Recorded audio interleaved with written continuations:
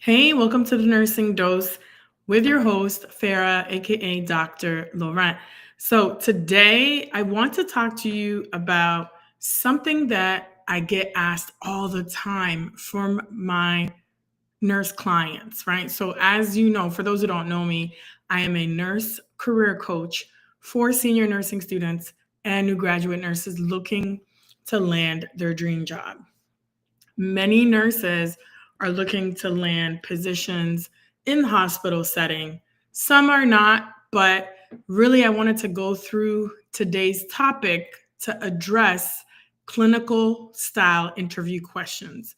So many nurses are not sure how to answer these types of questions during interviews, and it makes them very nervous. So today I decided to break down really the process of how I do my one-on-one coaching with my clients when it comes to these type of interview questions, whether it's case studies or they ask a particular question, whether it's, prioritizing care, whatever the case is, right?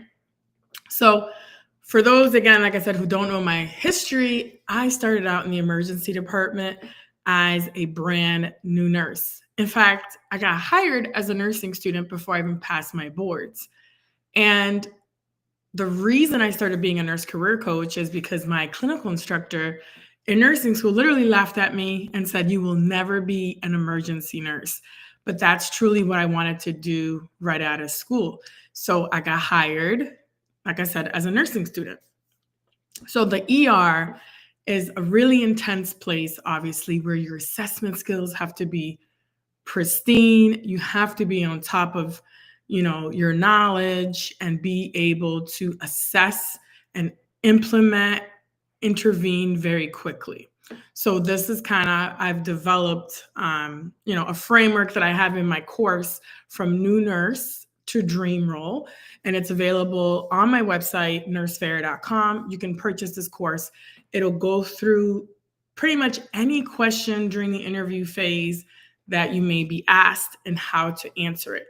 Anyways, that is, like I said, my background. And this is why I'm showing up today to share what I know and what I've learned over the years and how I help my new nurse clients land these positions, right? Their dream roles. All right. I recently just helped one of my clients actually land a med surg position. Many have landed ICU position, emergency positions, labor and delivery, all these different roles. Okay, so let's get into how to answer any clinical style interview question. All right, if you happen to be watching me live right now, please let me know where you're watching from, what city. Drop any comments or questions that you may have. If you have an upcoming interview, you're nervous, you're not really sure how to get prepared, definitely direct message me and you can book a call where we can jump on a consultation. All right. So let's get started. All right. So, really, what is the reason why, during interviews, they ask you these clinical style questions?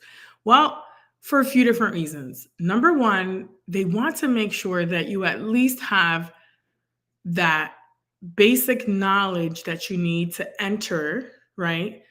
The field that you want to enter, whether it's the ICU, the ED, L&D, whatever area you're going into, they want you to have some of that basic knowledge and they want to know that you're competent enough to enter. Obviously, if you've passed your NCLEX, you are competent.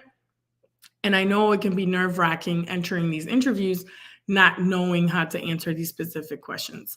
Of course, I'm going to tell you that you have to be prepared for your interviews. And, even though you pass your NCLEX, nursing is a continuous state of continuous learning all the time, right? So they're not going to ask you anything that you don't know or that you haven't learned in nursing school, all right? So the number one thing that you need to remember when they're asking you clinical style questions is number one, think about the question and think, what are they really asking, right? There is a reason why they're asking that question. One of the number one things is they want to know if you can assess patients. So how are your assessment skills, right? Number two, are you able to identify a medical emergency right away? Number 3, are you able to detect change in status, right? If a patient has a change in their condition, are you able to pick up on that and quickly intervene to do something next? Okay, because that's very important and that's part of safety, right? And then are you able to prioritize care or delegate, right? So, depending where you're working, you may have multiple patients, such as in the emergency department. I sometimes had up to 15 patients, on some crazy days. I need to be able to identify which patients I'm going to see first. And they want you to rationalize why you would see those patients first, right? And that's really the intent of why they're asking such clinical questions, right? They may not, go into detail about specific things, but you need to know what I call high level, answers. Okay. So let's start with the first thing. You've learned the nursing process. You know the nursing process. There's nothing they're going to ask you that you can't literally say, I will use the nursing process. Okay. So we all know ADPI. I don't have to go through it, but it all starts with assessment. It all starts with assessment. Okay. So one of your first answers in whatever question they ask you, because they may not give you all the information, but you're going to say that I'm going to apply the nursing process and I'm going to assess the patient, right? So assessment essentially begins before you even touch the patient, and it's a general appearance assessment. So in the ER, one thing that we learned quickly is how is the patient entering the hospital or the ER, right? Are they walking? Are they in a wheelchair? Are they coming in by ambulance? And how do they look as you are approaching them or they're approaching you? You already, then and there, should be doing an assessment. Okay. So things to look for: is the patient awake? Is the patient speaking? Are they sitting up? What's their color look like? All these things you should already be assessing. So that's what I would answer. Any question they ask you, you're going to say, you're going to check the general appearance of the person and also determine this one particular thing. You don't even have to be a nurse to realize if a patient is not doing well. Okay. So the first thing in your assessment when you're generally looking at someone is to identify 2 things. Number 1, are they stable? Number 2, are they unstable? And I know some people might argue and say, well, I don't know that because I haven't taken their vitals and I haven't done this and I haven't done that. Okay, I'm talking about just a general assessment. I don't care what you say, you should be able to look at someone quickly within 30 seconds and determine, are they stable or are they unstable? Of course, you have to do a further assessment, but that is a general rule, okay? So when you see that they're unstable, the first thing that you're going to say is that you're going to, depending what area you're in, right? So if you're in an ICU setting or the ER, you are it, right? You are the code team. You're doing everything. There's no calling rapid response in the ER or the ICU or these critical care settings because you are it, right? So this means once you recognize someone is not doing well or unstable, you need to move quickly and be able to establish them seeing a physician right away, or at least getting your team to help out. So I say get help and get the physicians right there to be able to assess the patient quickly. Okay. And you're obviously going to stay with the patient. So if you're in the waiting room area, whatever it is, you're going to emergently get that patient inside so that they can be assessed further. Okay. So that really is the unstable part. If they're stable, oh, wait, let me go back to unstable. If they're unstable, you're going to apply that quick ABC assessment, right? Which is airway, breathing, circulation, right? And you're going to do a focused assessment. We all know what a focused assessment is, right? You're quickly assessing the area, the systems that are being affected, right? So if someone is short of breath, you're going to focus on a respiratory assessment and whatever else follows with that, right? You're not going to have time to do a thorough head to toe when that patient is not feeling well, right? If someone is coming in to triage, or they have a history of asthma and they can't really speak to you because they're in respiratory distress, you're not going to be able to do a full assessment. So you need to do a quick, focused assessment and intervene quickly. Okay, so that's really the whole point.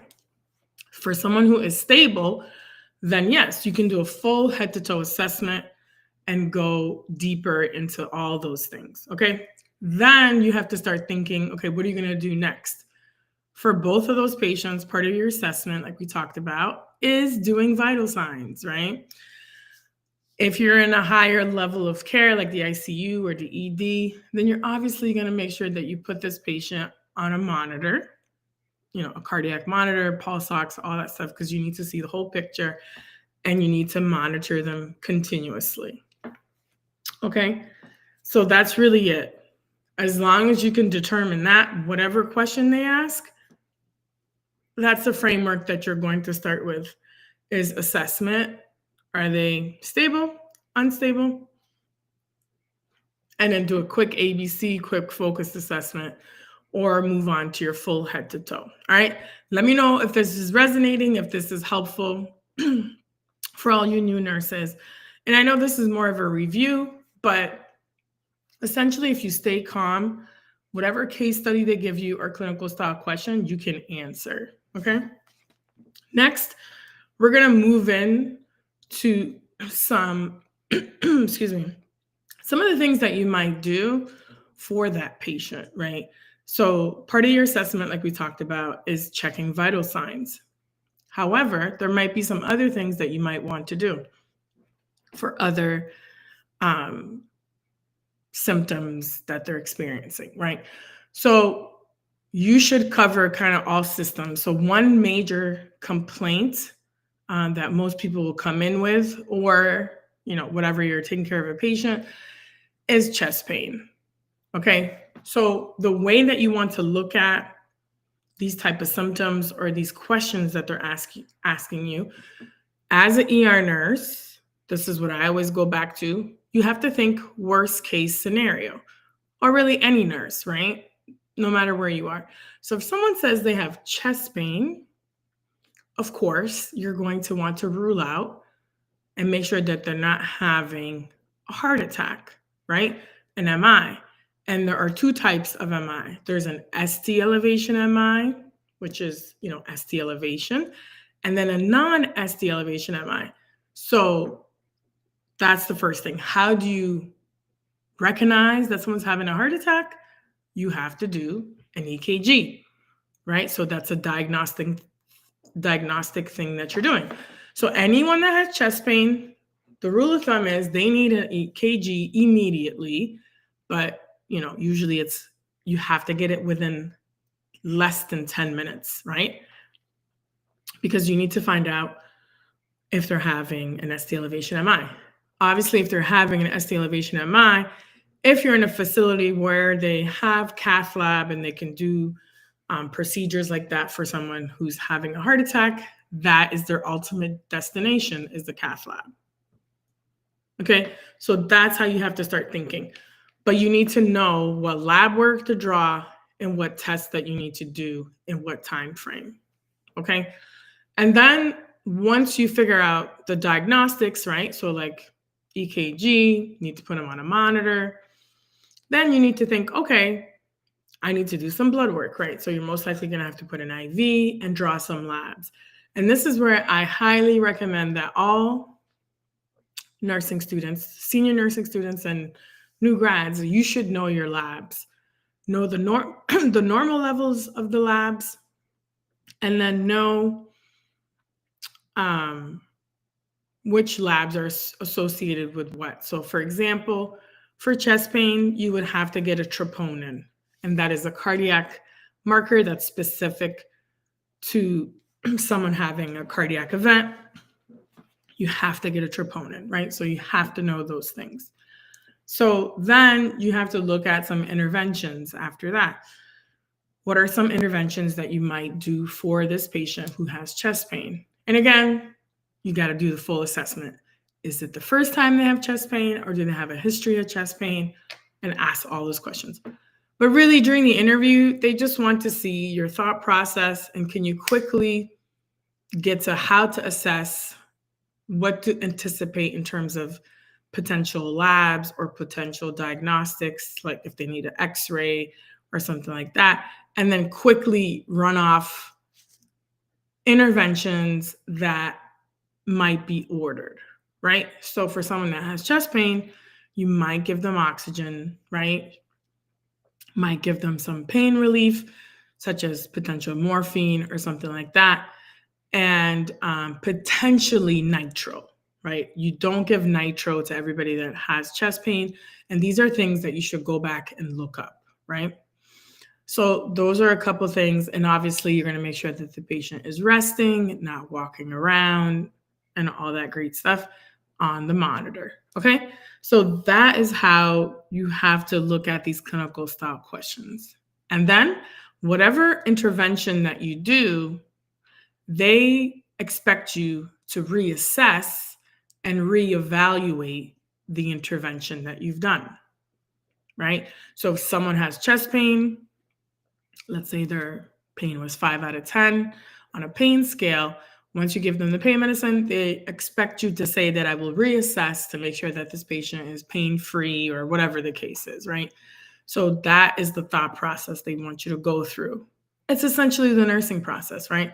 So let me know if this is helpful. Even if you're watching the replay, put 1 if you find this helpful. And then let me know if you're interested in the course, New Nurse to Dream Role.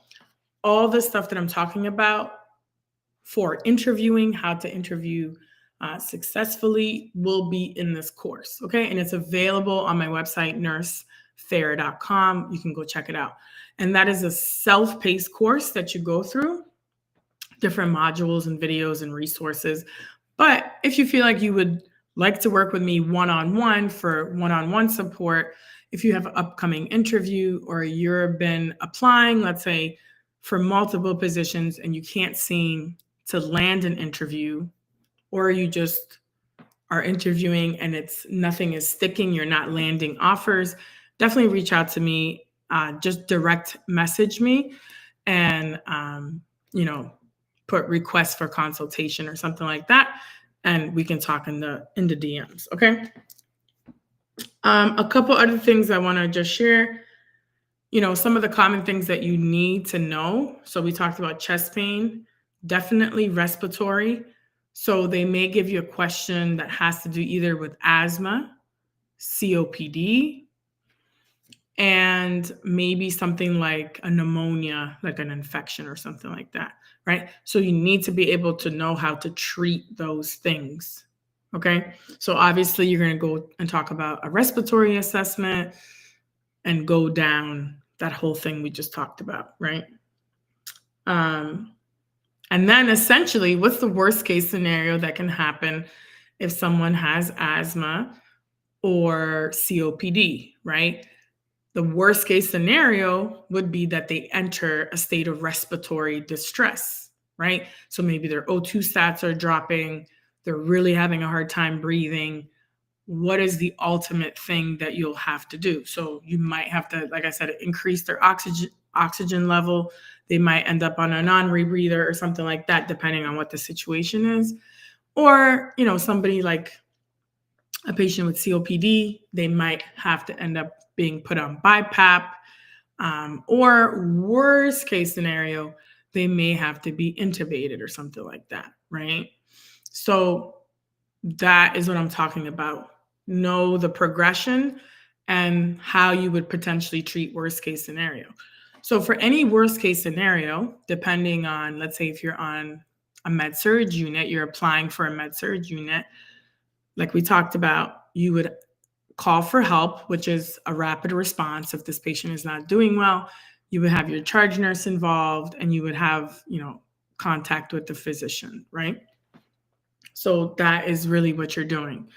And then in any type of emergency situation, if you're on a floor, on a unit, you would make sure to get the crash cart or the intubation tray if it's on there, whatever, just to have those things ready. You would make sure that on the wall, suction is ready. Anything that you might need is in the room. Okay? What else? They may potentially ask you a neuro type question. So it might, especially depending if you're going on a neuro floor, right? Then you need to brush up on your neuro. But the typical things that they might ask is, if someone is having stroke-like symptoms, are you able to detect that? And what would you do next, right? So if someone's having stroke-like symptoms, again, depending where you are, depending on a hospital, you're going to follow the policy and procedure of that particular hospital. So anytime someone exhibits any type of symptoms that you think might be a stroke, again, you're calling for help, maybe calling for a stroke code, or maybe the physician has to be there first to call stroke code, whatever the policy is. But it's going to be something that you're moving quickly on, because your ultimate thing is to get this patient over to CAT scan, right? Quickly, to see, are they indeed having a stroke? The other thing before you get to CAT scan is you're going to have to check a blood glucose to make sure that their blood sugar is normal, because we know stroke-like symptoms can mimic hypoglycemia, right? A low sugar. So these are the things that you have to do. And obviously, if you have time, put a line, put an IV, and get some blood work sent off before you get over there. But you wouldn't delay getting them over to CAT scan. And again, you would transport them on a monitor and all that type of stuff, so you can monitor their blood pressure, heart rate, all those things, okay? So know how to take care of potential stroke symptoms and how to intervene, okay? But that's essentially one potential question they may ask. Another thing is, like, if someone's having a seizure, how to handle that. So that's all kind of neuro. Or a head injury, someone fell, hit their head, stuff like that, okay? Another thing would be syncope. Sometimes people pass out, so you need to play almost like a detective. And again, if someone passes out, or you find them laying on the next to the bed or passed out on the bed, whatever it is, again, you're going to move quickly and you're going to get help, assess them, vitals, blood glucose, figure out, are they hypoglycemic, what happened. Essentially, in the interview process, they want to know do you know what to do in case of an emergency? And if someone has passed out, are you going through all the possible causes of why this patient may have passed out, right? So again, you're going to cover all the areas. So you're going to check a blood glucose to make sure it's normal. You're going to do an EKG, vital signs, all that type of stuff. You're going to draw blood work, obviously, put an IV in if they don't have one yet, those types of things, right? And, if they're coming through the ER, it could be several things. Like maybe they've drank too much, maybe it was a cardiac event, whatever it is. It's like you have to play detective and do all the things, right?